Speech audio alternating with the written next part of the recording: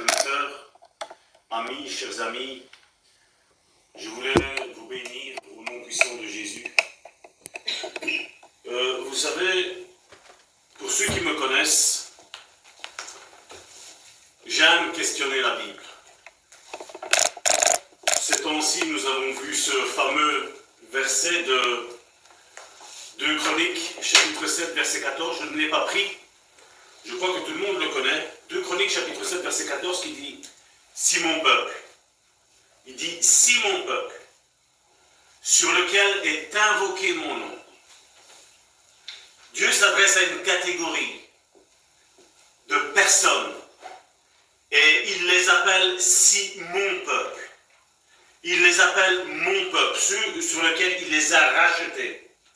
Il dit « Si mon peuple, sur lequel est invoqué mon nom, prie ». Et c'est vrai qu'il faudrait se poser la question, pourquoi Dieu dirait que le peuple de Dieu doit prier? Quelque part, si Dieu, dans ce passage biblique-là, fait référence à ce que son peuple doive prier, c'est que le peuple de Dieu ne prie pas.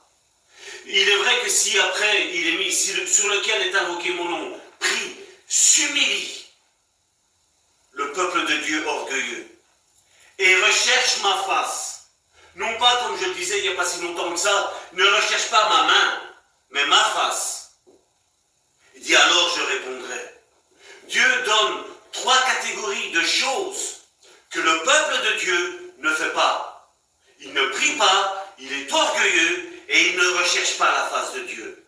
Mais il prétend s'appeler être le peuple de Dieu. Et vous savez, à cause de ça, Dieu ne peut pas étendre sa main pour bénir. À cause de ça, il est vrai qu'aujourd'hui nous avons une somme de prédications aujourd'hui, où il n'y a besoin de rien faire, où nous sommes sauvés par la grâce, et que voilà, reste assis, ne bouge plus. Non, je crois que Dieu nous appelle, dans ces temps-ci, comme Karim le disait, Dieu nous appelle à faire quelque chose, à changer notre mentalité, à arracher nos raisonnements, à démonter tous nos raisonnements que nous nous sommes forgés à cause de la religion.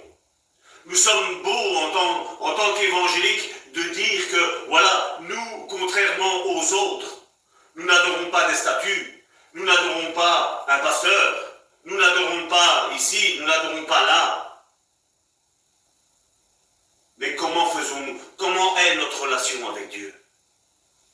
Et à cause de ça, à cause de cette sale mentalité que nous avons tous achetée, nous avons tous pris pour compte, mais il y a cet ennemi qu'on appelle la mort, qui peut venir frapper, qui peut venir faire du mal, non seulement à nous, mais à ceux qui sont alentour de nous.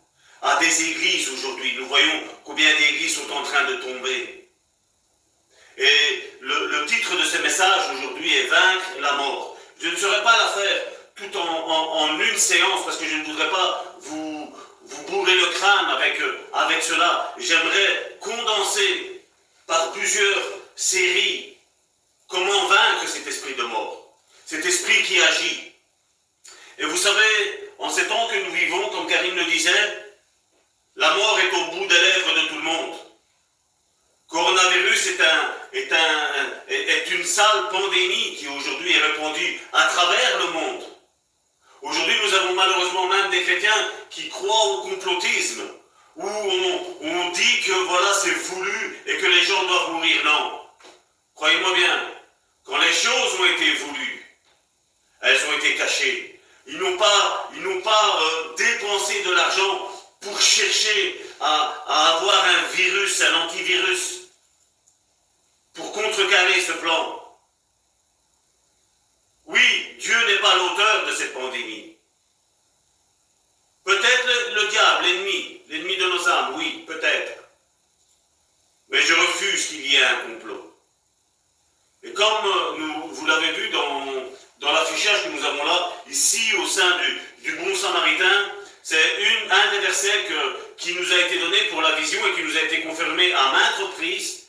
C'était celui-ci dans Ésaïe 60, à partir du verset 22. Il dit « Le plus petit deviendra un millier, et le moindre une nation puissante. » Il dit le plus petit deviendra un millier, et le moindre une nation puissante. Moi, là-dedans, pour la vision que nous avons au sein du Bon Samaritain, c'est qu'on voit l'église maison-mère, et nous voyons les cellules de maison. Nous voyons aussi les églises que le Bon Samaritain ou d'autres églises pourront enfanter. Nous voyons qu'il y a deux catégories de personnes. Et au passage, je veux saluer nos frères et nos sœurs qui sont au Congo, qui sont en train de nous suivre, mais aussi vous tous qui êtes là sur la chaîne de Karine, en train de nous suivre. Nous vous bénissons. Nous prions afin que vraiment cet esprit de mort passe au-dessus de votre famille, passe au-dessus de vous, passe au-dessus de votre église. Nous prions pour que cette pandémie soit vraiment et réellement éradiquée de la surface de la terre. Qu'elle ne soit vraiment qu'un vieux souvenir, un souvenir où nous pourrons raconter à nos enfants, à nos petits-enfants, en disant il y a eu 7 ans, que nous ayons nous aussi notre histoire, raconter ce que nous faisions, et qu'à cause de cette pandémie, nous avons changé nos mentalités, nous nous sommes tournés vers la face de Dieu.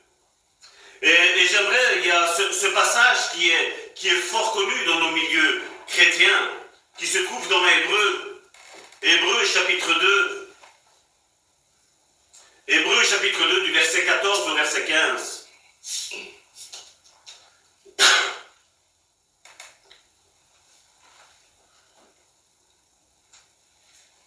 Ainsi donc, puisque les enfants participent au sang et à la chair, nous avons là la vision de ce que certains appellent communément la Sainte Seine, ce que nous appelons le repas du Seigneur.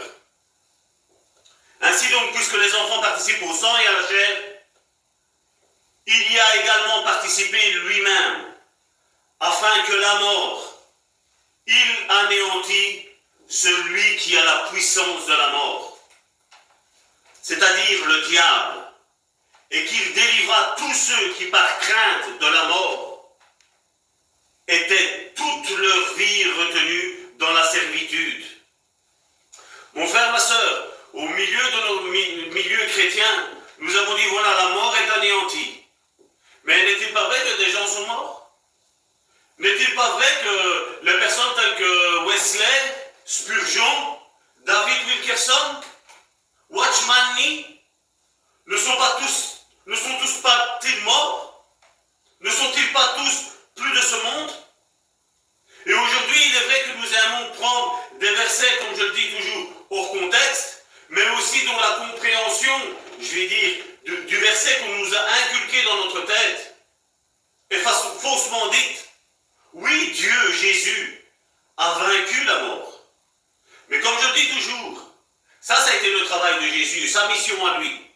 Et toi et moi, aujourd'hui, étant participants à l'œuvre de Christ, au corps de Christ, nous avons nous aussi à vaincre cet esprit de mort. Vous savez, je n'aime pas trop parler de la mort. Mais malheureusement, c'est ce que l'esprit m'a mis en tête durant cette semaine-ci. D'ailleurs, si vous regardez le culte de la semaine dernière, dimanche dernier, j'ai parlé qu'on allait parler de la mort. L'esprit m'avait déjà inspiré. Et vendredi, quand je commençais à réfléchir comment tourner cette prédication, l'Esprit de Dieu me disait, jusqu'à quand mon peuple va-t-il souffrir? Et on pourrait très bien dire, vous savez, c'est facile de remettre la faute à Dieu. Il est facile de remettre la faute au diable. Il est facile de remettre la faute à l'autre. Mais la question est, notre vie, la Bible nous insiste là-dessus, que chacun d'entre nous, nous devons nous remettre continuellement en question. Ne jamais penser que nous soyons arrivés, ou ce que ce soit, je ne sais pas. Certains aujourd'hui prétendent être des grands serviteurs de Dieu. Moi, je vais vous dire sincèrement, je ne connais aucun grand serviteur de Dieu. Mais je connais un grand Dieu. C'est lui qui fait tout et à travers nous. Et aujourd'hui, 22 mars 2020, comme je le disais, ce mot « mort » fait peur. Ce mot « mort » tétanise. Mais je voudrais vous dire un petit peu comment ça se fait que seulement aujourd'hui, ce mot « mort » tétanise les personnes. Parce que combien ont vécu la mort d'un mariage? Combien ont vécu la mort sentimentale, où ils n'ont plus d'affection pour quiconque? La mort d'un proche, la mort d'un ministère et de ses dons. Comment ça se fait que nous ne nous sommes pas tétanisés à ce moment-là, quand les choses nous sont tombées dessus? La mort d'une prophétie sur ta vie, sur ma vie. Comment ça se fait que nous n'avons pas été tétanisés face à ça? Et comme je le dis, le diable aime se cacher. Le diable aime aujourd'hui parler avec quelqu'un qui est athée ou agnostique. Parler. Si on lui parle du diable, non, il n'existe pas. Mais vous et moi, nous savons qu'il est l'auteur de la destruction. Nous savons que c'est lui qui nous veut du mal. Et nous savons que c'est Dieu qui nous veut du bien. Et il est temps, il est grand temps, et je crois que ces moments sont, comme le disait Karine, ce sont des temps où nous allons rechercher encore plus la face de Dieu. Je ne prétendrai pas et je ne vous dirai pas combien de temps je passe devant la face de Dieu. Mais je sais une chose, devant une telle situation, je veux faire encore plus. À la place de craindre, à la place de me plaindre, je veux rechercher la face de Dieu encore plus. Et mon frère, ma soeur, je t'invite à rechercher la face de Dieu encore plus. Parce qu'il est l'auteur de tous tes malheurs, le diable. Le diable est l'auteur de tous tes malheurs. Et le diable est cet auteur qui a tout détruit dans ta vie, mon frère, ma soeur. Ce n'est pas Dieu. Et certainement, parce que certains t'ont dit, voilà, la mort a été engloutie. Mais je ne suis pas tout à fait d'accord avec ça. Je ne suis pas tout à fait d'accord, non pas avec ce qui est écrit, mais avec comme nous le pensons, comment nous l'avons interprété. Vous savez, il y a aussi des morts de projet. Combien ont entamé des choses et tout s'est arrêté. Le travail, des fiançailles. Combien de choses se sont arrêtées? Derrière tout ça, mon frère, ma soeur, c'est un esprit de mort. C'est un esprit de mort qui agit. Et il est vrai qu'aujourd'hui, on ne peut pas trop parler de ce mot-là. C'est un mot qui fait peur. Mais c'est un mot qui tout compte fait. Dès que tu es né, c'est une chose certaine, c'est que tu vas mourir. Toi et moi, nous allons mourir. Si il y a cette génération que le Seigneur nous dit, même aujourd'hui, je suis étonné de voir que même le monde parle qu'il pourrait y avoir un retour de ce Jésus. Là, le temps nous est donné aujourd'hui pour pouvoir bien évangéliser. Et ces vidéos que nous sommes en train de faire, partagez-les au plus grand nombre. Parce que oui, cette prédication est un enseignement, mais elle est aussi une évangélisation. Pour ton frère, pour ta soeur, pour ton père, pour ta mère, pour ton oncle, pour ta tante, pour ton cousin, pour ta cousine, pour ton collègue, pour ton ami à l'école.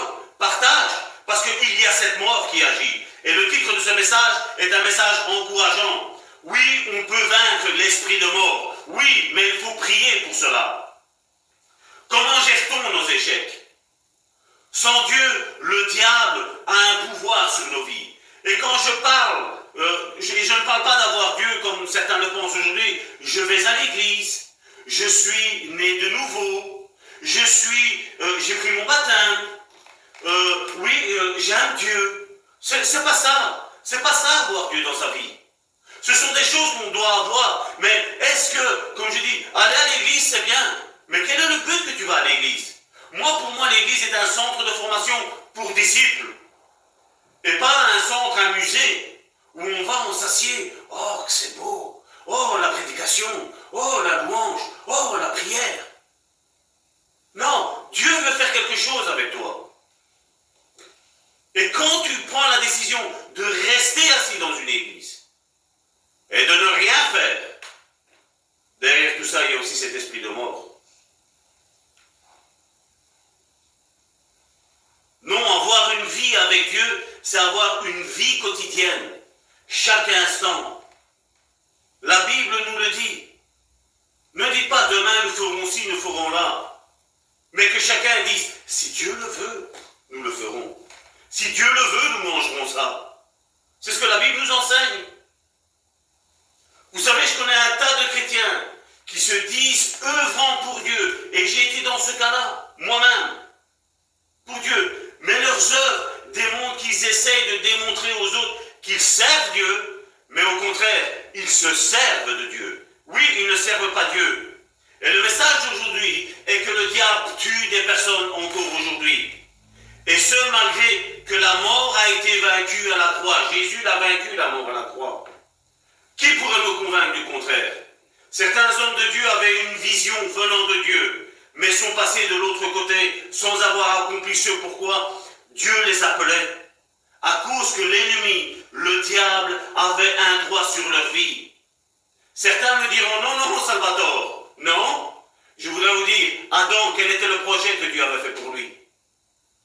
Adam, l'homme qui était sans péché, a été séduit lui aussi.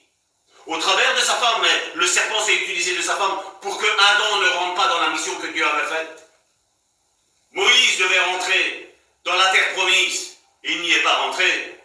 Saül, le roi Saül, il a été choisi. Pourquoi il y a eu ce revirement de situation? Et certains me diront, non, ça va quand Dieu fait un plan, c'est le plan de Dieu. Non. Dieu nous donne le plan pour notre vie. Mais nous devons accorder nos pas sur comment lui veut que nous marchions. Comme tantôt nous le chantions. C'était Josué chapitre 1, verset 8. Si tu écoutes ma voix, si tu obéis à tout ce que je t'ai prescrit, la bénédiction sera là pour toi, mon frère, ma soeur. Et ne pense pas vivre comme aujourd'hui nous voyons aujourd'hui. Certains se lèvent aujourd'hui. Ah, ici maintenant, voilà, parce qu'il s'est passé ça, nous voyons l'esprit de mort là derrière agir. Voilà, Dieu veut que nous retournions dans les cellules de maison uniquement. Non, je ne suis pas d'accord. C'est l'esprit de mort qui est là. Je connais certaines personnes qui se sont retirées des églises, où on les a poussées vers la sortie. Tout ça pourquoi? Parce qu'ils ont fait des bêtises dans leur église. Et là maintenant, ils se sentent seuls, seuls au monde. Et ils sont en train de troubler. Je vois beaucoup, surtout nos chers frères et nos chères sœurs africains, où on ne connaît pas la vie des personnes. On dit, oh, quel homme de Dieu, il a prophétisé sur moi de bonnes choses. Vous savez, je préfère vous prophétiser la vérité, ce que Dieu dit, que vous prophétisiez des choses qui ne sont pas bonnes pour votre vie. Parce que Dieu veut un peuple saint. Dieu, c'est ce qu'il est en train de rechercher.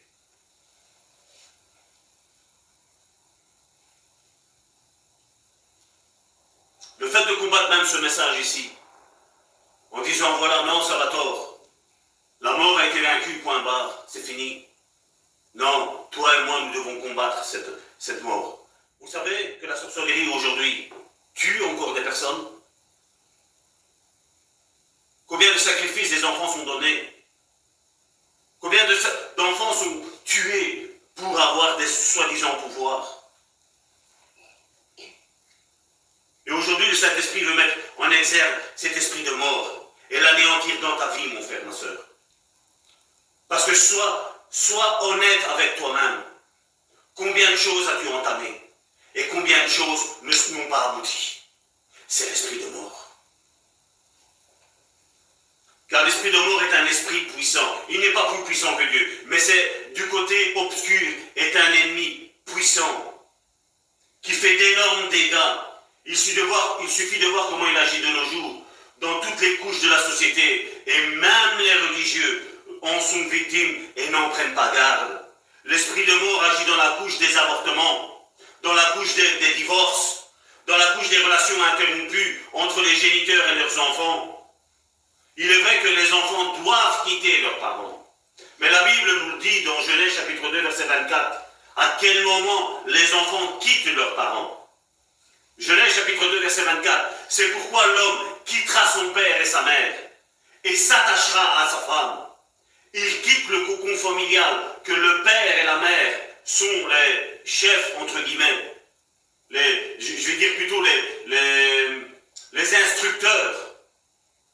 Pour après eux maintenant s'attacher à leur femme, leur unique femme, et se marier, et se mettre ensemble, et reconstruire ce qu'ils ont vu chez leurs parents. Et le diable, croyez-moi bien, quand il a un droit, il l'utilise. Nous le voyons aujourd'hui. Combien de ministères sont en train de tomber? Combien de soi-disant hommes de Dieu sont tombés dans l'adultère? Combien d'hommes de Dieu ont abandonné la course, ont abandonné leur ministère? C'est l'esprit de mort qui agit derrière tout ça. Mais il est vrai, pendant X temps, ils ont prêché que voilà, il n'y avait plus besoin de rien faire. Et donc, ici, cette étude aujourd'hui, on va essayer de trouver les pistes qui vont pouvoir vous aider à découvrir dans quel domaine cet esprit de mort agit dans votre vie et l'en expulser en brisant son lien sur ta vie, mon frère, ma soeur. Ce matin, Dieu veut te délivrer de cette emprise. Mais que vas-tu faire? Comment vas-tu réagir? Vous savez, je suis toujours étonné de voir les raisonnements religieux que certains se font. Exemple, une grand-mère a fait un avortement. Et puis nous voyons, juste après, donc un de ses enfants commettre un avortement. Et on dit voilà, c'est dû au hasard. Non. Non, c'est cet esprit de mort qui agit là. La même chose, ça pourrait agir aussi, comme je dis, c'est une liste que j'ai fait comme ça. Elle n'est pas exhaustive, vous devez rajouter certaines choses qui se passent. Vous devez analyser, comme je dis, votre vie. Là où la mort a agi. Il peut y avoir que le grand-parent ont fait un avortement. Et puis nous voyons que dans la génération d'après, il y ait des fausses couches. Dans la génération d'après, il y a l'enfant qui est conçu et qui après un moment donné part. Il n'arrive pas à son terme. C'est un esprit de mort qui agit dans la vie des personnes. Aujourd'hui comme aujourd'hui, nous devons tous nous remettre en question. Nous devons tous regarder. On ne me croit généralement pas quand je parle de lien héréditaire. Et généralement, je prends ce que David a fait. David a tué des personnes. David a fait tuer des personnes. Et David a commis l'adultère. Regardez comment ses enfants se sont comportés. De l'inceste. Un enfant qui voulait le tuer. Un autre enfant voulait défendre son père en tuant son propre frère. On voit que tout ce que David a fait, ses enfants allaient reproduire, ont voulu reproduire. Et tant qu'on ne prie pas, et tant qu'on ne brise pas ce lien est là. Et tôt ou tard, ce lien va se manifester. C'est un temps où nous devons nous remettre devant la face de Dieu et briser tous nos faux raisonnements. Et donc, si ce lien n'est pas traité, il y aura toutes sortes de problèmes. Jusqu'à ce que la mort inopinée de la propre personne, un accident bizarre, une maladie bizarroïde, une mort sans explication. Vous savez, on est en contact avec des personnes qui, leurs grands-parents ont touché à la voyance. Et qu'est-ce que nous voyons? Ce sont les enfants qui tombent maladie sur maladie, maladie sur maladie. Je ne suis pas en train de dire que toute maladie est un esprit de mort. Loin de moi cette pensée. Mais quand il y a la sorcellerie, il y a des choses bizarres qui se passent dans la génération suivante. Et la Bible nous dit que c'est jusqu'à 3-4 générations. Mon frère, ma soeur, vas-tu attendre que la mort te touche pour réagir? Ce sera trop tard. Ce sera trop tard. Là, c'est un moment de remise en question, de briser tous nos faux raisonnements, mes frères, mes soeurs, mes amis. La mort se trouve aussi dans la stérilité. La mort se trouve aussi dans la dépression. Vous savez, nous prêchons la croix. Et moi, je dis toujours, la croix a deux axes. Il y a l'axe vertical et il y a l'axe horizontal. En demandant pardon à Dieu, la réponse est qu'on est en règle avec lui. Donc, l'axe vertical. Imaginons que j'ai fait du mal à mon épouse. Je demande pardon à Dieu pour mon péché, du mal que j'ai commis à mon épouse. Donc là, c'est l'axe vertical. Mais puis, ce que je dois faire, c'est mettre cet axe horizontal en allant vers mon épouse et en lui demandant pardon du mal que je lui ai fait. Et aujourd'hui, c'est pour ça que nous entendons énormément de choses. Ah oui, moi je fais tout avec Dieu. Non, tu ne fais pas tout avec Dieu. Si tu fais tout avec Dieu, tu dois faire tout avec ton frère et ta sœur. L'axe vertical aussi. Parce que la croix a deux axes. Et si on ne comprend pas ce que je veux dire, je voudrais qu'on prenne ensemble la première épître de Jean. La première épître de Jean, au chapitre 4, du verset 20 à 21. Ce que je vous dis là, c'est un principe qui est biblique. Si quelqu'un dit « j'aime Dieu », et qu'il haïsse son frère. Problème technique. Permettez un instant. 1 Jean chapitre 4 du verset 20 à 21. Si quelqu'un dit j'aime Dieu, l'axe vertical, et qu'il haïsse son frère, l'axe horizontal, c'est un menteur. Car celui qui n'aime pas son frère qu'il voit, comment peut-il aimer Dieu qu'il ne voit pas? Là, nous voyons qu'il y a l'axe vertical et l'axe horizontal. Et comme je dis, si je n'aime pas mon frère, l'axe horizontal, mais il n'y aura pas d'axe vertical. Il n'y aura pas la croix dans ma vie. Parce qu'on parle beaucoup de christocentrique. Mais christocentrique, c'est la croix. Et c'est ce que nous prêchons. C'est une folie pour ceux qui périssent. Et même ceux qui sont en train peut-être d'écouter cet audio aujourd'hui, cette vidéo aujourd'hui. Peut-être dire, mais Salvatore, tu disjonctes. Non, je ne disjoncte pas. Parce que la Bible est claire. Si quelqu'un dit j'aime Dieu et qu'il haïsse son frère, c'est un menteur. Car celui qui n'aime pas son frère qu'il voit, comment peut-il aimer Dieu qu'il ne voit pas? Et nous avons de lui ce commandement. Que celui qui aime Dieu, axe vertical, doit aussi aimer son frère, axe vertical. La croix a ces deux axes que nous devons appliquer dans tous les domaines de notre vie. Oui, je peux être guéri par Dieu, mais oui, je peux être guéri par mes frères et mes sœurs, l'axe horizontal et vertical. Il y a les deux qui agissent. Et la même chose, oui, je crois en l'église maison-mère, l'axe vertical, mais je crois aussi dans les cellules de maison. Oui, Dieu peut guérir lui-même, mais Dieu peut guérir à travers un frère ou une sœur. Pas nécessairement un ministère. Et pour revenir à ce que je disais tantôt, on me dit, ouais, Salvatore, la mort a été vaincue. Moi, je voudrais que nous prenions tous ensemble. 1 Corinthiens, chapitre 15, verset 26. 1 Corinthiens, chapitre 15, verset 26. Le dernier ennemi qui sera détruit, c'est dit quoi? C'est la mort. 1 Corinthiens, chapitre 15, verset 26. Le dernier ennemi qui sera détruit, c'est la mort. Mais aujourd'hui, l'Église dit, regardez, 1 Corinthiens chapitre 15 du verset 55 à 56. Ô mort, où est ta victoire? Où est ton aiguillon? L'aiguillon de la mort, c'est le péché. L'aiguillon de la mort, c'est le péché. Et combien aujourd'hui sont en train de vivre une vie de péché et sont en train de dire, non, l'amour est vaincu. L'aiguillon de la mort, c'est le péché. Et la puissance du péché, c'est la loi. Ou encore, regardez ce qu'il est dit juste avant. Pour vous prouver que la mort a encore un accès, malgré que Jésus a gagné ce combat à la croix. 1 Corinthiens, chapitre 15, verset 54. Lorsque ce corps corruptible, celui que nous avons toi et moi, aura revêtu l'incorruptibilité, quand est-ce que c'est ça? C'est quand le Seigneur va venir nous rechercher. Ou quand quelqu'un va passer par la mort. Et que ce corps mortel aura vécu l'immortalité, alors s'accomplira la parole qui est écrite. La mort a été engloutie dans la victoire. Regardez cette fin. La mort a été engloutie dans la victoire. Jésus a vaincu la mort. Il a gagné, il a eu sa victoire. C'est ce dernier passage ici.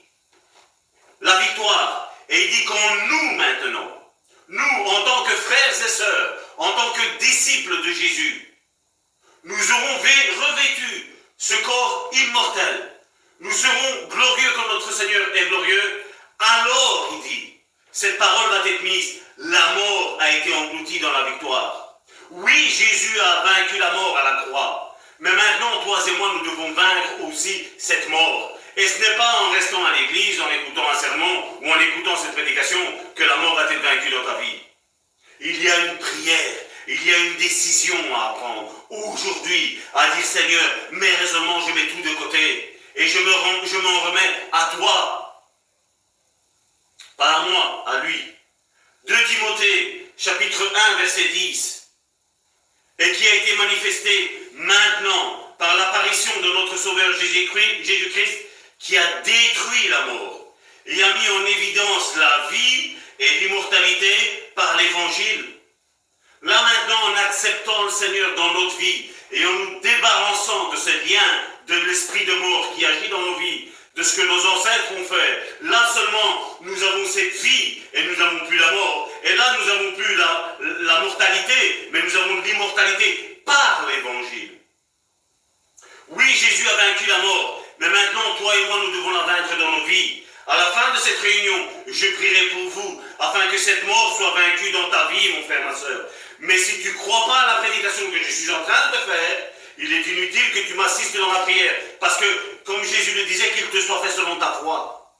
Nous devons mettre la foi, dire voilà, oui, cet enseignement vient de la part de Dieu. Cet enseignement ne vient pas de Salvatore. Non, cet enseignement vient de la part de Dieu. Je le prends comme il est dit, et je vais prier, je vais me mettre en accord, afin que l'esprit de mort qui est sur ma vie soit complètement anéanti dans ma vie, et que je commence à prospérer, et que je commence à guérir, que je commence à être délivré de cet esprit de mort. Aujourd'hui, le peuple de Dieu veut la facilité. C'est plus, prie pour moi. Et je dois voir un fruit dans ta prière, mon frère, ma soeur. Mais Dieu veut voir aussi ton fruit, mon frère, ma soeur. Oui, je peux prier pour toi, mais toi, tu as une décision aujourd'hui à prendre. Cet esprit de mort est en train de planer partout. Et je ne suis pas trop d'accord, même si ça peut être similaire avec ce que le peuple d'Israël a vécu à la Pâque, parce que le peuple d'Israël était mis à part à ce moment-là. L'esprit de mort ne le touchait pas. Ils avaient ce sang à mettre sur leur linteau. Nous, aujourd'hui, et nous le voyons, nous avons des frères et des sœurs qui sont décédés aujourd'hui. Nous avons d'excellents enseignants qui sont décédés aujourd'hui.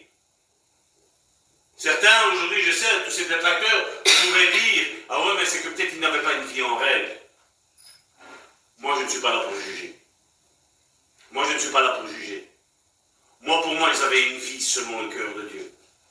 Mais si la vie en a décidé ainsi, la vie en a décidé ainsi. Oui, je n'aime pas annoncer cet évangile à l'eau de rose. Parce qu'au final, quand je serai devant mon Dieu, j'aurai des comptes à rendre. Je ne veux pas t'induire en erreur. Mais ce que j'ai compris de l'évangile, je veux vous le donner gratuitement. Dieu a un plan pour ta vie. Et crois-moi bien, mon frère, ma soeur, le diable va se lever et essayer de mettre à mort ton ministère, ta vie, la vision que Dieu a déposée dans ton cœur. L'ennemi va tout faire pour l'anéantir, pour le détruire. Jésus nous a avertis. Nous devons être baptisés du baptême de la souffrance. On aime parler du baptême du Saint-Esprit. On aime parler du baptême des eaux. Mais on n'aime pas parler du baptême de la souffrance. Et d'ailleurs, regardez ce que Marc chapitre 10, versets 35 à 41, ce qui nous est dit, c'est Jésus qui parle. Marc chapitre 10, versets 35 à 41. Le fils de Zébédée, Jacques et Jean, s'approchèrent de Jésus et lui dirent « Maître, nous voudrions que tu fisses pour nous ce que nous te demanderons. » Ce que je vous ai tantôt, combien recherche la face de Dieu, la main de Dieu, plutôt que la face de Dieu. Nous voudrions que tu fisses ce que nous te demanderions. Il leur dit, que voulez-vous que je fasse pour vous? Et là, ils répondirent, accorde-nous, lui dit-il, d'être assis l'un à ta droite et l'autre à ta gauche, quand tu seras dans ta gloire. Jésus leur répondit, vous ne savez pas ce que vous demandez. Pouvez-vous boire la coupe que je dois boire? Ou être baptisé du baptême dont je dois être baptisé? Et là, c'est bizarre que, par rapport aux enseignements que nous avons aujourd'hui, regardez qu'est-ce que les fils de Zébédée disent. Nous le pouvons, dirent-ils. Et Jésus leur répondit, il est vrai que vous boirez la coupe que je dois boire. L'axe vertical et l'axe horizontal. Il est vrai que vous boirez la coupe que je dois boire et que vous serez baptisés du baptême dont je dois être baptisé. Mais pour ce qui est d'être assis à ma droite ou à ma gauche, cela ne dépend pas de moi et ne sera donné qu'à ceux à qui cela est réservé. Les 10 ayant entendu cela commencèrent à s'indigner contre Jacques et Jean. Je ne sais pas si vous imaginez un petit peu, et ce que je vous dis depuis tantôt, ce que Jésus a fait, maintenant toi et moi nous devons faire. Ce que Jésus a subi, maintenant toi et moi nous allons subir. Et aujourd'hui on recherche une vie chrétienne cool, un club, une belle église, où tout va bien. C'est pas qu'il faille rechercher une église où tout va mal, c'est pas ça que je suis en train de dire. Mais comme je dis, chaque disciple de Jésus va subir ce que Jésus a subi. Jésus nous l'a dit, si vous prenez Matthieu 5 à Matthieu 7, vous allez comprendre ce que Jésus a dit. Aujourd'hui, nous avons un évangile à l'eau de rose. Viens au Seigneur Jésus et toute ta vie va changer. Oui, ta vie va changer, mais avant tu vas souffrir, mon ami. Avant tu vas souffrir. C'est l'évangile que Jésus nous a prêché, ça. Mais ça, on n'aime pas ça. Et certains m'ont dit comme une fois, ils m'ont dit, mais qu'est-ce qu'on va prêcher alors? Laisse-toi inspirer par le Saint-Esprit. Saint-Esprit, c'est ce qui doit prêcher pour évangéliser les personnes. Laisse-toi guider par lui, ne te laisse pas guider par tes émotions. Ne te laisse pas guider par ce que tu vois avec tes yeux. Parce que la réalité n'est pas la vérité, dit mon père spirituel, l'apôtre Amici. Aujourd'hui, on cherche à être disciple dans la facilité. Mais Jésus n'a jamais dit ça. Au contraire. Dans le milieu, on parle beaucoup de baptême, mais jamais du baptême qui dérange, celui de la souffrance. Toi et moi, nous sommes appelés à souffrir. Et moi, je ne suis pas ici pour attirer une foule à ma suite, mais attirer la foule à Dieu, à dire le véritable évangile de Dieu. Peut-être qu'aujourd'hui, tu as marché en tâtonnant, mais là, tu n'es plus en tâtonnant. Maintenant, tu sais ce que je t'annonce.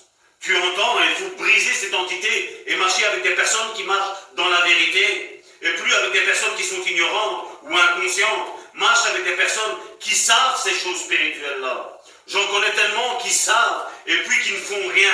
J'aime mon club du dimanche. Oh, le pasteur est si gentil. Mais au final, tu n'iras pas au paradis. Si ton pasteur est gentil, mais seulement si tu marches dans la vérité, avec l'évangile, là oui, tu peux t'accorder avec lui. Nous ne sommes pas là pour être des tortionnaires. Nous ne sommes pas appelés à être des tortionnaires. Mais nous sommes appelés à nous aimer les uns les autres. Mais nous sommes appelés à nous dire la vérité les uns les autres. Parce que notre Père n'est pas le Père du mensonge. Notre Père est le Père de la vérité. En lui, il n'y a aucune variation d'ombre dans sa vie à lui. L'évangile que je prêche est l'évangile de la puissance du royaume de Dieu, qui est manifesté par Dieu au travers de chacun de ses enfants. Et personne n'est exclu. Vous savez combien de personnes vont à l'église et sont morts spirituellement? Il suffit que tu rentres dans une église, que tu vois une personne âgée et demande-lui qu'est-ce qu'il a fait pour le Seigneur jusqu'à là. Demande-lui quel a été son ministère. Demande-lui qu'est-ce qu'il a fait. Tu vas voir en face de toi une personne qui est morte spirituellement parce qu'ils ont pensé qu'il fallait juste s'asseoir dans une église. Comme je dis, on est soumis aux autorités que Dieu a imposées dans l'église. Parce que ça aussi, aujourd'hui, nous le voyons bien. Nous n'aimons pas la soumission. Nous n'aimons pas la soumission.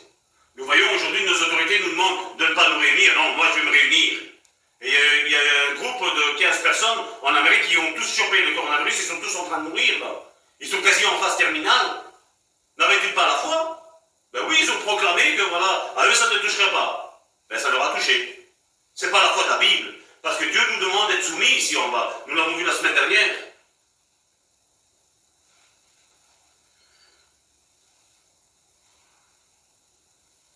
La question que j'aimerais te poser, mon frère, ma soeur, qu'est-ce que Dieu a fait dans ta vie? Qu'est-ce que Dieu a changé dans ta vie, mon frère, ma soeur? Quel est ton témoignage? Quelle est ton histoire? Et puis, qu'as-tu fait pour autrui? Qu'as-tu fait pour ton frère et ta soeur? Qu'as-tu fait? Parce que si je suis sauvé, c'est pour sauver d'autres.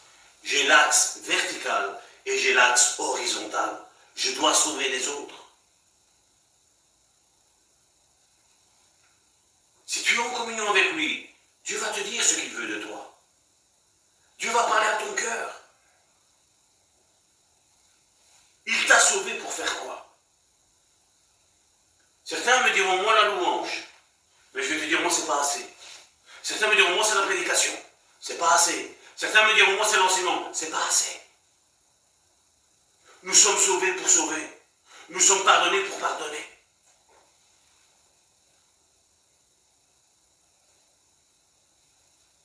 Regardez ce que Dieu nous dit dans Deutéronome, chapitre 30, du verset 19 à 20. Deutéronome, chapitre 30, du verset 19 à 20. J'en prends aujourd'hui à témoin contre vous le ciel et la terre, Et Dieu dit, j'ai mis, donc lui a mis devant toi, devant moi, j'ai mis devant toi la vie et la mort, la bénédiction et la malédiction. Et il dit, choisis, tu as ta part à faire, mon frère, ma soeur. Choisis la vie, afin que tu vives, toi et ta postérité, pour aimer l'Éternel, ton Dieu, pour obéir à sa voix et pour t'attacher à lui. Car de cela dépend ta vie et la prolongation de tes jours. Et c'est ainsi que tu pourras demeurer dans le pays que l'Éternel a juré de donner à tes pères, Abraham, Isaac et Jacob. On voit que Dieu place devant nous la mort d'un côté, la vie de l'autre. Et Dieu nous conseille de marcher dans la vie. Donc nous voyons que nous avons notre responsabilité de marcher dans la vie, dans le cheminement, dans la parole, dans la vision que Dieu a tracée pour ta vie. Mais de l'autre côté, si j'engage mes pas vers la mort, il n'y aura plus la vie, il y aura la mort.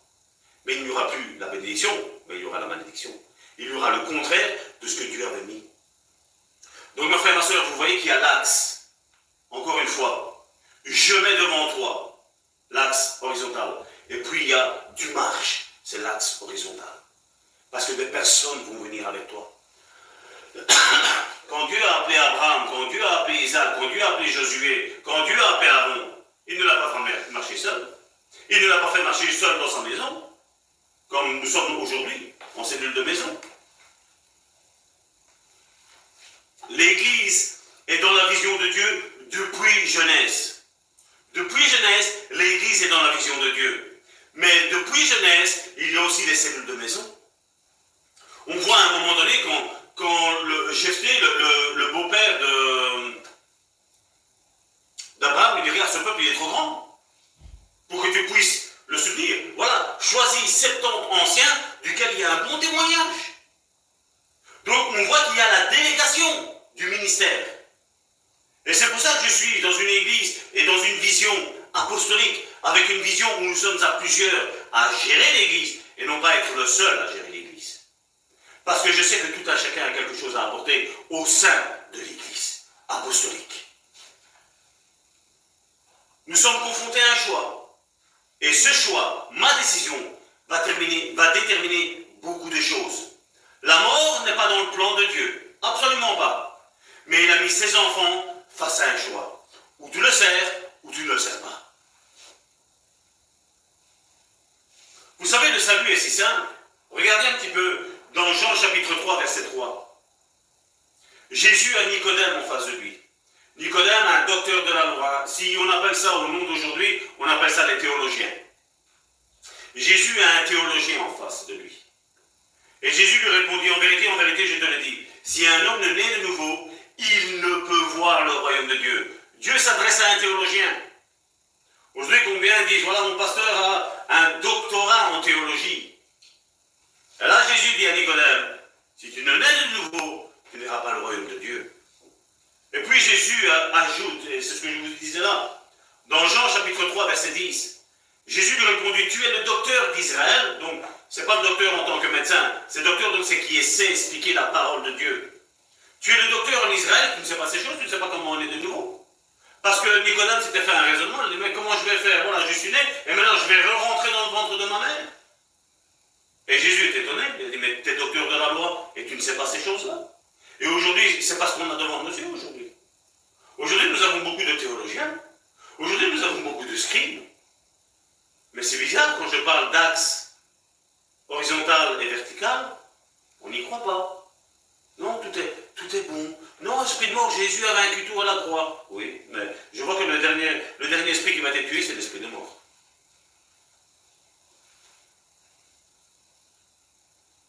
Vous savez, ce Nicodème connaissait l'hébreu, connaissait le grec. Il connaissait les coutumes juives. Il connaissait l'historique juif. Il connaissait tout ça.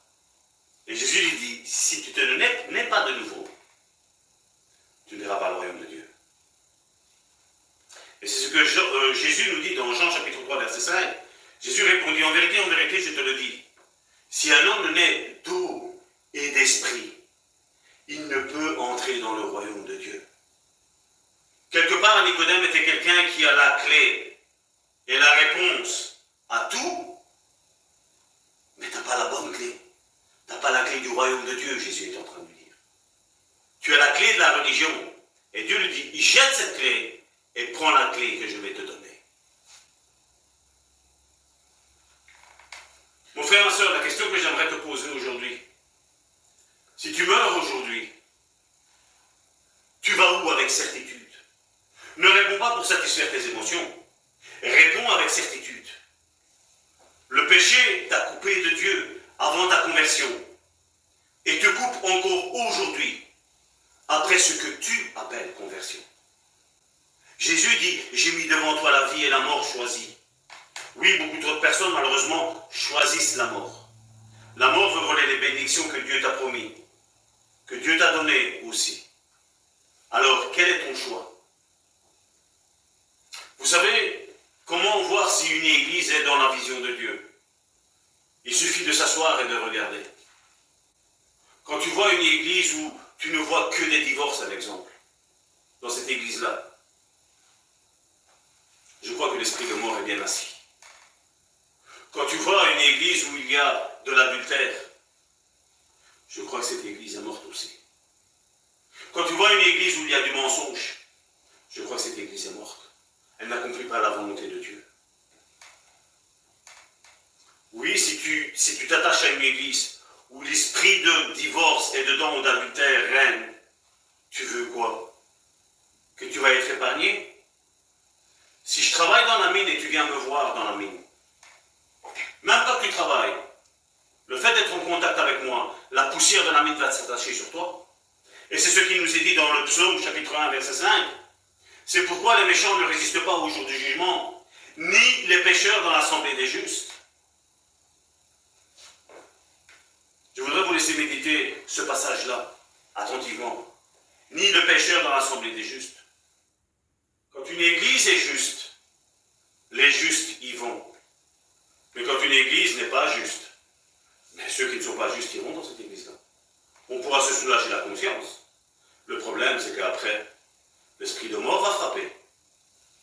Soit c'est le temps que Dieu a décidé. Mais après, où vas-tu passer ton éternité? Si tu choisis la vie, tu resteras avec des personnes qui ont la vie en eux. Mais si tu choisis la mort, tu resteras avec des personnes qui ont la mort en eux. Quand j'étais plus jeune, j'avais peur de mourir. Et lorsqu'une bagarre éclatait, eh bien ce sentiment, je me disais, sans connaître la délivrance, je me disais, voilà, il y a une bagarre, il y a un danger. C'était comme dans le monde animal. Et c'est pour ça que j'ai compris ce que l'apôtre Paul voulait dire, que l'homme animal ne reçoit pas les choses de l'esprit. Quand il y avait une bagarre qui éclatait, pour moi, il y avait à la clé, il y avait la mort. Et donc, si je perdais, il y avait la mort qui était là. Et donc, quand j'étais violent comme ça, ben, ça montait. Ça commençait à jaillir. Et là, ben, il fallait frapper pour que l'autre tombe. C'était quoi, à votre avis? C'était l'esprit de mort qui était dans ma famille qui passait. Qui passait. Oui, j'arrive à le contenir. Parce qu'il est vrai, comme la Bible dit, qu'aucune tentation nous est survenue qui est au-delà de nos forces. Oui, je savais contenir. À un moment donné, il fallait que j'arrête. Mais si je continuais dans cette mentalité, dans cet esprit, ben c'est normal que la mort allait arriver. C'était mon ancienne vie, ça.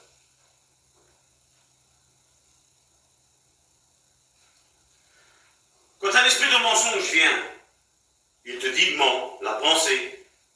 Mais après le péché, et si tu obéis à cette pensée. Et c'est ça qui met une séparation entre toi et Dieu. Martin Luther l'a dit. On ne peut pas empêcher les oiseaux de voler, mais on peut leur empêcher de faire le nid sur notre tête. C'est au travers de ces pensées-là. La pensée peut te traverser de mentir, de voler, Là, tu ne pêches pas. Mais quand tu as accompli l'acte, là, tu pêches. Et là, l'ennemi, tu ne peux pas dire, c'est le diable qui m'a fait pécher. Non, tu as péché, tu as obéi. Et d'ailleurs, regardez ce que je vous disais. Ésaïe 59, verset 2. Je vais le dire premièrement dans la version 8 secondes. Ésaïe 59, verset 2. Mais ce sont vos crimes qui mettent une séparation entre vous et votre Dieu. Ce sont vos péchés qui vous cachent sa face et l'empêche de vous écouter. Le péché a une répercussion dans la vie des personnes.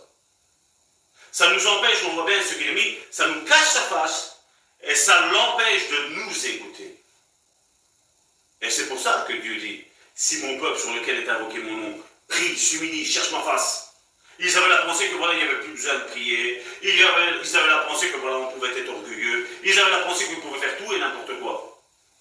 Mais ça, c'était pas la volonté de Dieu. C'était pas la pensée de Dieu. Regardez ce que la Bible du Semeur nous dit.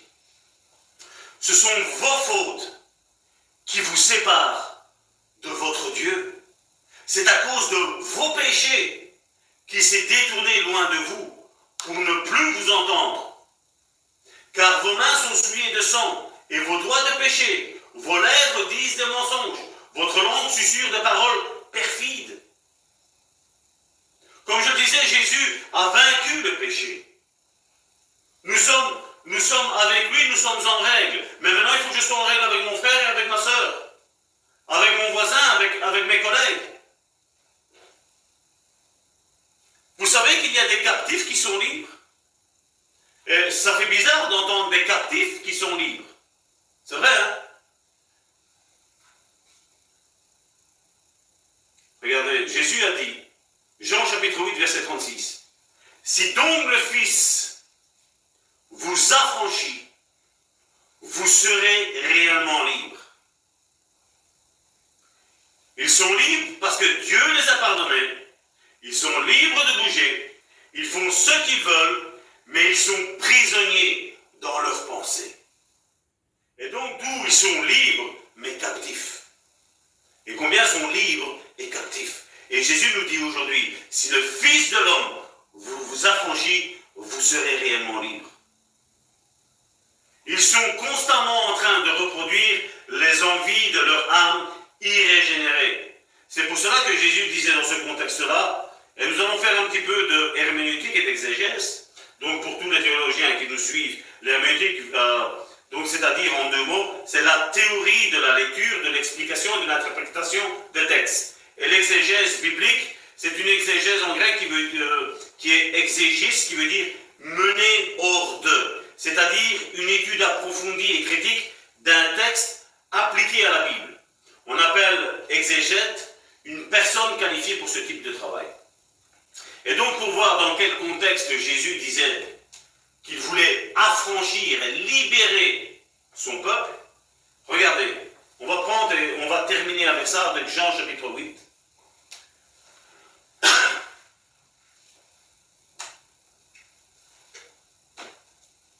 Jésus se rendit à la montagne des Oliviers, mais dès le matin, il alla de nouveau dans le temple, et tout le peuple vint à lui. S'étant assis, il les enseigna. J'aimerais que vous vous immergiez dans ce passage biblique. Alors les scribes et les pharisiens amenèrent une femme surprise en adultère. Et la plaçant au milieu du peuple, ils dirent à Jésus, « Maître, cette femme a été surprise en flagrant délit d'adultère. Moïse, dans la loi, nous a ordonné de lapider de telles femmes. L'homme non, pardon. Toi donc, que dis-tu » Il disait cela pour l'éprouver, afin de pouvoir l'accuser. Mais Jésus s'étant abaissé, écrivait avec le doigt sur la terre.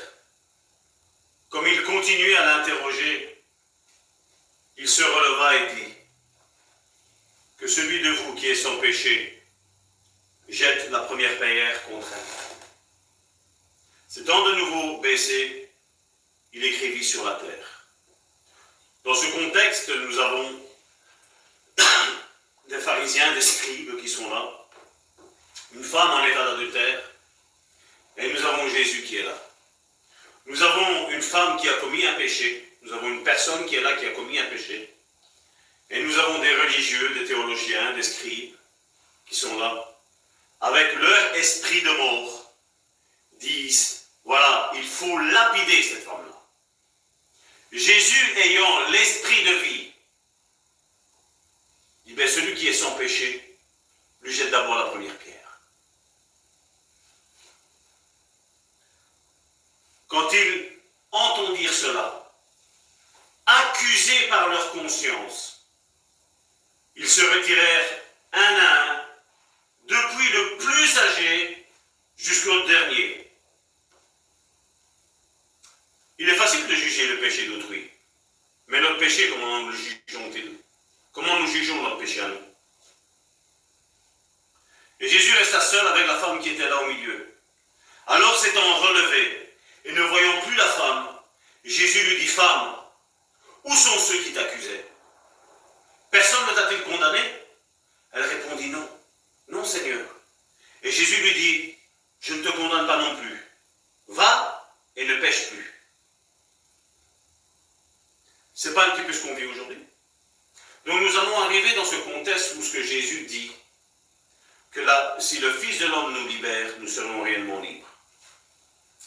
Verset 12, Jésus leur parla de nouveau et dit, je suis la lumière du monde, celui qui me suit ne marchera pas dans les ténèbres, mais il aura la lumière de la vie. Là-dessus, les pharisiens, encore, lui dirent, tu rends témoignage de toi-même, ton témoignage n'est pas vrai. Jésus leur répondit, quoique je rende témoignage de moi-même, mon témoignage est vrai, car je sais d'où je suis venu et où je vais. Mais vous, vous ne savez d'où je viens ni où je vais. Vous jugez selon la chair. Moi, je ne juge personne. Et si je juge, mon jugement est vrai, car je ne suis pas seul, mais le Père qui m'a envoyé est avec moi. Il est écrit dans votre loi, il ne dit plus dans sa loi, il ne dit plus dans la loi que Dieu nous a donnée. Il dit, il est écrit dans votre loi que le témoignage de deux hommes est vrai. Je rends témoignage de moi-même, et le Père qui m'a envoyé rend témoignage de moi. Il dit donc, où est ton Père? Jésus répondit, vous ne connaissez ni moi, ni mon Père. Si vous me connaissiez, vous connaîtriez aussi qui est mon Père. Jésus dit ces paroles, enseignant dans le temple, au lieu où était le trésor, et personne ne le saisit, parce que son heure n'était pas encore venue. Jésus leur dit encore, je m'en vais, vous me chercherez, et vous mourrez dans votre péché. Vous ne pouvez venir où je vais. Sur quoi les Juifs dirent, se tuera-t-il lui-même, puisqu'il dit, vous ne pouvez venir où je vais? Et il leur dit, vous êtes d'en bas, et moi je suis d'en haut. Vous êtes de ce monde, moi je ne suis pas de ce monde. C'est pourquoi je vous ai dit que vous mourrez dans vos péchés. Car si vous ne croyez pas ce que je suis, vous mourrez dans vos péchés. Et là il leur dit, qui es-tu, leur dirent-ils.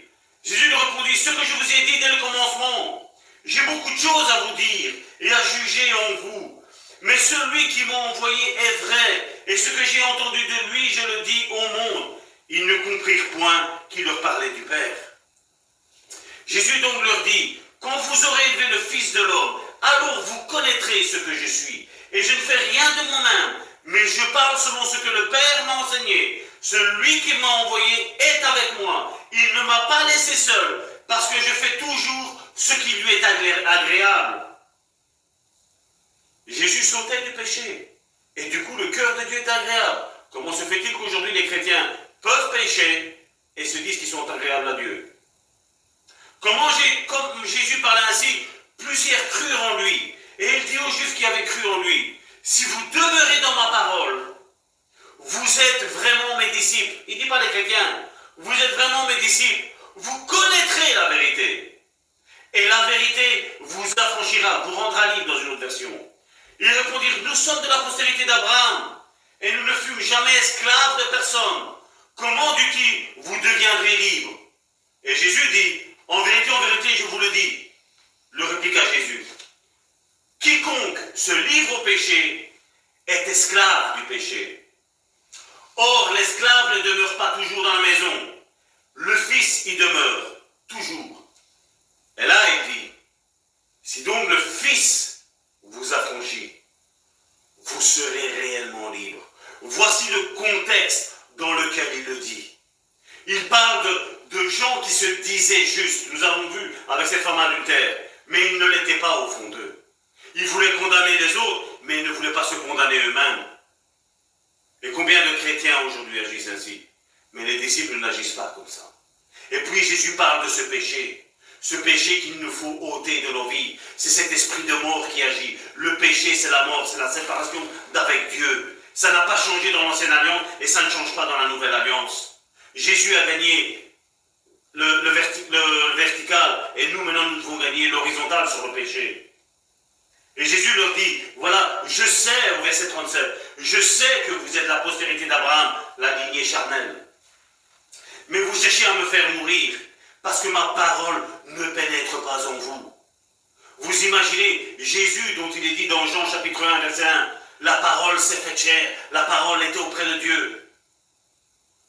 Il dit, ma parole, la puissance de la prédication de Jésus n'arrive même pas à percer la religiosité qu'ils avaient.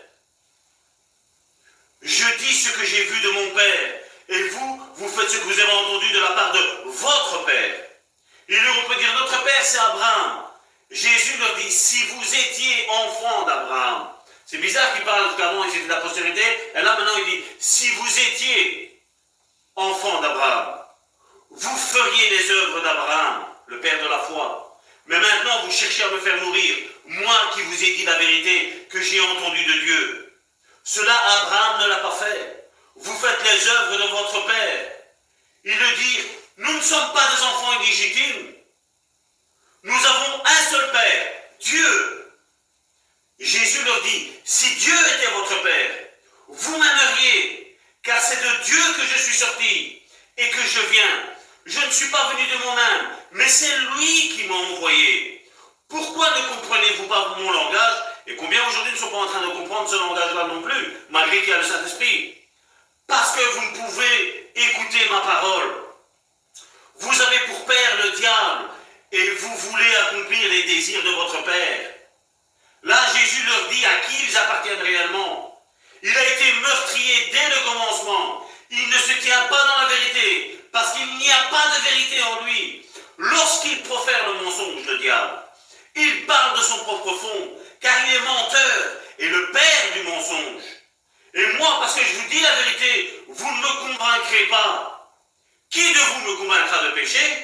Si je dis la vérité, pourquoi ne me croyez-vous pas? Celui qui est de Dieu écoute les paroles de Dieu. Vous n'écoutez pas parce que vous n'êtes pas de Dieu. Les Juifs lui répondirent, n'avons-nous pas raison de dire que tu es un Samaritain et que tu es un démon? Jésus répliqua, je n'ai point de démon, mais j'honore mon Père, et vous m'outragez. Je ne cherche pas ma gloire, il y en a un qui la cherche et qui juge. En vérité, je vous le dis, si quelqu'un garde ma parole, il ne verra jamais la mort. Maintenant, lui dirent les Juifs, nous connaissons que tu as un démon. Abraham est mort, les prophètes aussi. Et tu dis, si quelqu'un garde ma parole, il ne verra jamais la mort. Es-tu plus grand que notre père Abraham qui est mort? Les prophètes aussi sont morts. Qui prétends-tu être? Et Jésus répondit, si je me glorifie moi-même, ma gloire n'est rien. Car c'est mon Père qui me glorifie, lui que vous dites être votre Dieu, et que vous ne connaissez pas. Pour moi, je le connais, et si je disais que je ne le connais pas, je serais semblable à vous, un menteur. Mais je le connais, et je garde sa parole. Abraham, votre père, a tressailli de joie de ce qu'il verrait mon jour. Et il l'a vu, et il s'est réjoui. Les Juifs lui dirent, tu n'as pas encore 50 ans et tu as vu Abraham. Jésus leur dit, en vérité, je vous le dis, avant qu'Abraham fût, je suis. Il n'a pas dit, je suis né, je suis, j'étais. Si on me dit, qui est-ce qui t'envoie, qui dirais-je? Je suis. Et lui, là, il dit, là, en vérité, je vous le dis, avant qu'Abraham fût, je suis. Là-dessus, ils prirent des pierres pour le jeter contre lui, mais Jésus se cacha et il sortit du temple. Mon frère, ma soeur, nous allons clôturer ici. Tout ça pour te faire comprendre, mon frère, ma soeur, que le péché a une emprise dans la vie de tous ceux qui commettent le péché.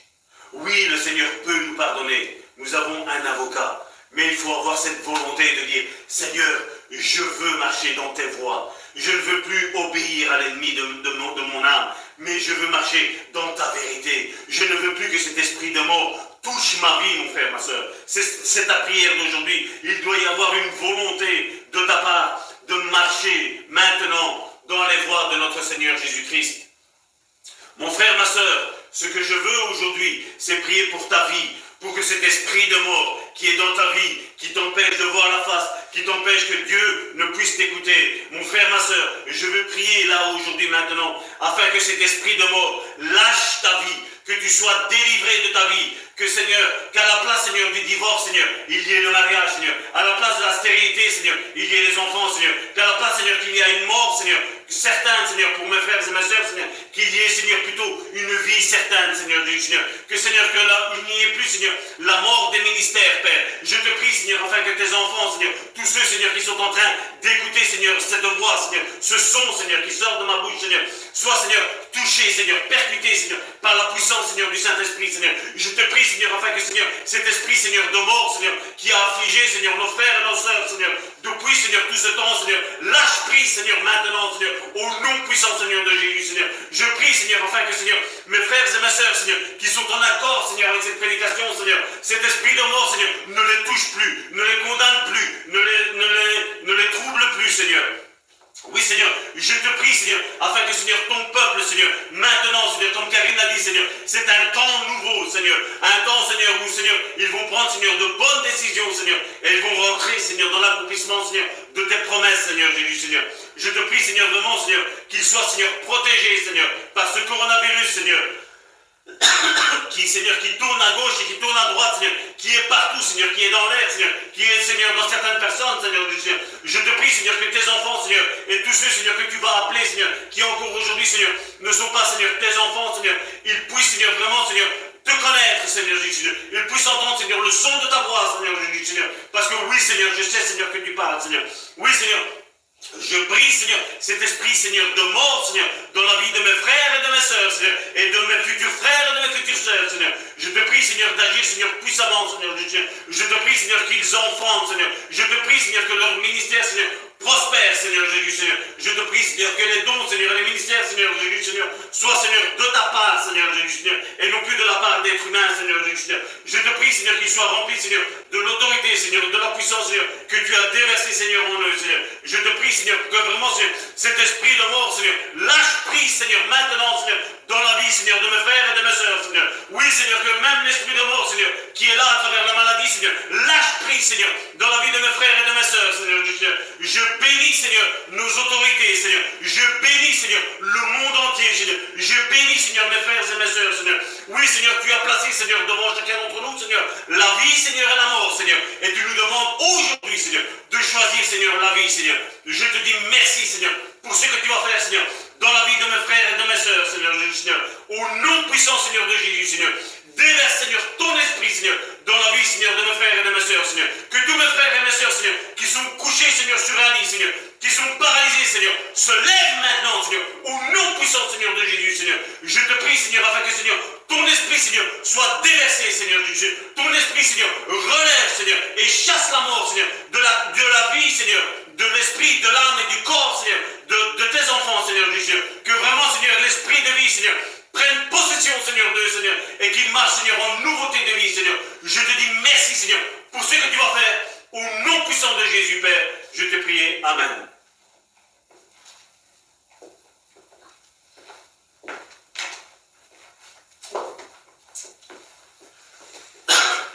Alléluia. Sois béni, Seigneur Jésus. Nous voulons encore passer juste un instant dans la présence de Dieu. C'est pour intercéder pour tous nos frères et sœurs qui se passent par cette maladie. Plusieurs sont touchés par cette maladie, le coronavirus. Plusieurs sont déjà dans les hôpitaux et souffrent atrocement par cette maladie, touchés par cette mort qui essaie de les envahir. Seigneur mon Dieu, je viens devant le trône de ta grâce pour te remettre chaque personne qui a été touchée, qui a été infectée, afin que tu puisses, Seigneur, déverser la puissance de ton sang, Seigneur, sur chacun d'entre eux, Seigneur. Que la puissance du sang de Jésus-Christ puisse agir, Seigneur, comme un remède, Seigneur, comme, Seigneur, un antivirus, Seigneur, pour chacun d'entre eux, Seigneur. Seigneur, que l'Esprit, Seigneur, les rejoigne, Seigneur. Que l'Esprit vienne purifier, Seigneur, leur corps, leur âme et leur esprit, Seigneur, au nom puissant de Jésus-Christ. Amen. Seigneur, je te prie, Seigneur, d'agir, Seigneur. Je te prie de calmer cette toux, Seigneur, qui vient, Seigneur, prendre, Seigneur, leurs poumons, Seigneur, d'assaut, Seigneur. Je te prie, Seigneur, de les toucher, Seigneur, au niveau des poumons, Seigneur, qu'ils puissent de nouveau respirer, Seigneur, sans, Seigneur, l'appareil, Seigneur, mon Dieu, qu'ils puissent respirer, retrouver, Seigneur, une respiration normale, Seigneur. Tu calmes la toux, Seigneur, toute infection des poumons, Seigneur, toute, Seigneur, toute chose qui vient bloquer, Seigneur, la respiration, Seigneur, est anéantie par la puissance du sang de Jésus-Christ. Seigneur, je te prie pour chacun d'entre eux, Seigneur, tous ceux, Seigneur, qui sont coincés, Seigneur, sur un lit, Seigneur, qu'ils sont allongés, Seigneur, qui sont reliés par divers instruments, Seigneur, afin, Seigneur, de les garder en vie, Seigneur. Je te prie de les relever, Seigneur. Je te prie de les restaurer, Seigneur. Je te prie de les fortifier, Seigneur. Touche-les maintenant par la puissance du Saint-Esprit, Seigneur. Rejoins-les, Seigneur, maintenant, Seigneur. Même, Seigneur, s'ils ne sont pas, Seigneur, à l'écoute, Seigneur, à l'instant même, Seigneur. Je sais, Seigneur, que ton esprit, Seigneur, est partout, Seigneur, où ton nom est invoqué, Seigneur. Et j'invoque ton nom puissant, Seigneur, sur chaque personne, Seigneur, qui est infectée, Seigneur. Afin, Seigneur, que la maladie stoppe, Seigneur. Afin, Seigneur, qu'elle ne puisse prospérer, Seigneur. Plus, Seigneur, dans le corps, Seigneur, de tous ceux qui sont infectés, Père. Seigneur, je te prie, Seigneur, afin, Seigneur, de les relever, Seigneur. Je te prie, Seigneur, de les guérir, Seigneur.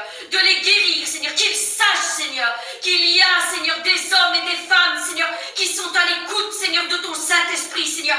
Des hommes et des femmes, Seigneur, qui se tiennent à la brèche, Seigneur, et qui intercèdent pour tous ceux qui en ont besoin, Seigneur.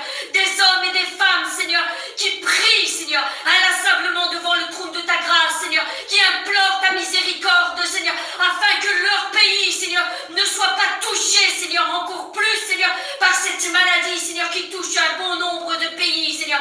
Je te prie non seulement pour la Belgique, Seigneur, mais partout où ton nom est invoqué, Seigneur, partout où mes frères et sœurs, Seigneur, de par le monde, Seigneur, élèvent une prière, Seigneur, mon Dieu, sois attentif à chacune de leurs prières, Seigneur, que ces prières montent devant le trône de ta grâce, Seigneur, et soient déposées devant toi, Seigneur, comme, Seigneur, un parfum, Seigneur, précieux, Seigneur, devant toi, Seigneur. Merci, Père, parce que ton corps, Seigneur, Seigneur, est partout, Seigneur, où ton nom est invoqué, Seigneur. L'Église, Seigneur, est partout où ton nom est invoqué, Seigneur. Nous sommes, Seigneur, l'Église, Seigneur, et nous nous tenons ensemble, Seigneur, devant toi, Seigneur. Nous venons tous ensemble, Seigneur, spirituellement, Seigneur, devant le trône de ta grâce, Seigneur, et t'implorons, Seigneur, pour ces gens, Seigneur, qui souffrent, Seigneur, afin que tu les touches, Seigneur, afin que tu te révèles, Seigneur, dans leur vie, Seigneur. Oui, Seigneur, révèle-toi toujours plus, Seigneur, dans la vie, Seigneur, de tous ceux qui ne te connaissaient pas, Seigneur, avant, Seigneur, mon Dieu.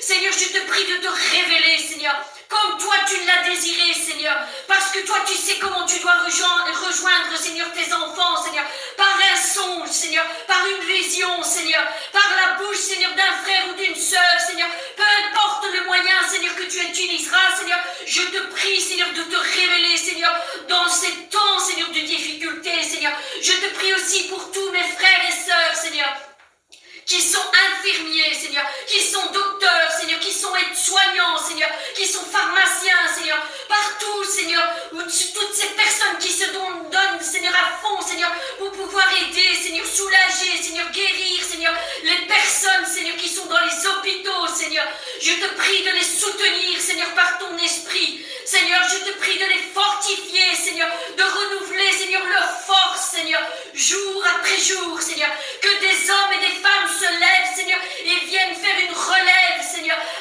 afin, Seigneur, qu'ils ne soient pas, Seigneur, au bout de l'épuisement, Seigneur.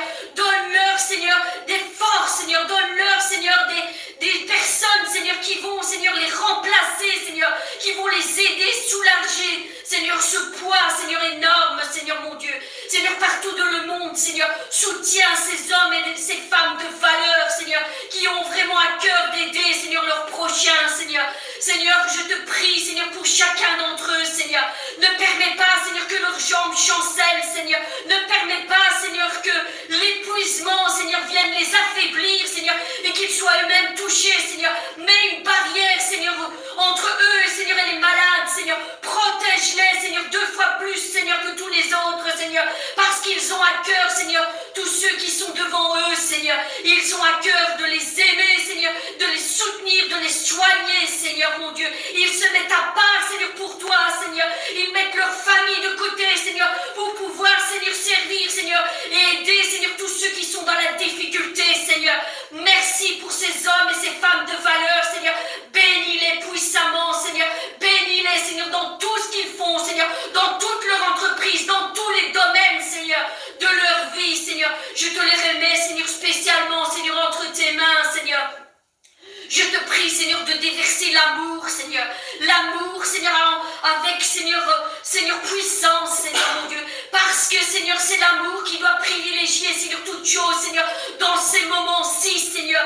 Nous ne sommes pas, Seigneur, en train, Seigneur, de juger et de critiquer, Seigneur, de pointer du doigt, Seigneur, mais nous voulons être remplis de l'amour de Christ, Seigneur, les uns pour les autres, Seigneur, qu'au contraire, Seigneur, nous puissions nous soutenir les uns les autres, Seigneur, à toute heure, à tout moment, Seigneur, que ces temps, Seigneur, soient des temps bénéfiques, Seigneur, pour chacun, Seigneur, de nous, Seigneur, et que l'amour, Seigneur, surpasse, Seigneur, toute compréhension, Seigneur, parce que ta parole nous le dit, Seigneur, dans 1 Corinthiens 13, Seigneur, que vaut-il, Seigneur, devant toi, Seigneur, de faire toutes choses, Seigneur, si nous n'avons pas l'amour, Seigneur, mon Dieu. Nous pouvons avoir toutes choses, Seigneur, et faire toutes choses, Seigneur, mais si nous n'avons pas l'amour, Seigneur, cela Seigneur, ressemble à rien, Seigneur, devant toi. Cela n'a aucune importance, Seigneur, devant toi, Seigneur. Seigneur, aide-nous, Seigneur, à avoir cet amour les uns pour les autres, Seigneur.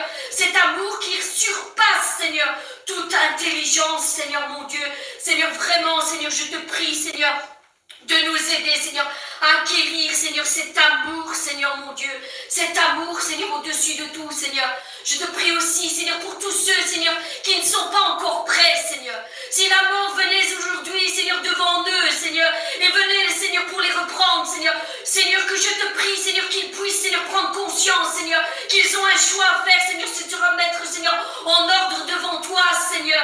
Seigneur, parce que nous n'avons pas, Seigneur, conscience du lendemain, Seigneur. Nous ne savons pas, Seigneur, si demain sera encore, Seigneur. Peut-être, Seigneur, que pour certains, Seigneur, c'est le dernier jour, Seigneur, qu'ils puissent, Seigneur, vraiment faire un pas de foi, Seigneur, vers toi, Seigneur, et se remettre en ordre, Seigneur, pour n'avoir pas couru en vain, Seigneur. Je te prie pour toutes ces personnes, Seigneur. Rejoins-les, Seigneur. Que ton Saint-Esprit, Seigneur, celui qui convainc de justice et de jugement, Seigneur, puisse les rejoindre, Seigneur, et les convaincre, Seigneur, qu'il y a un pas à faire, Seigneur, qu'il y a une repentance, Seigneur, à avoir, Seigneur, avant qu'il ne soit trop tard, Seigneur, parce que le lendemain ne nous appartient pas, Père.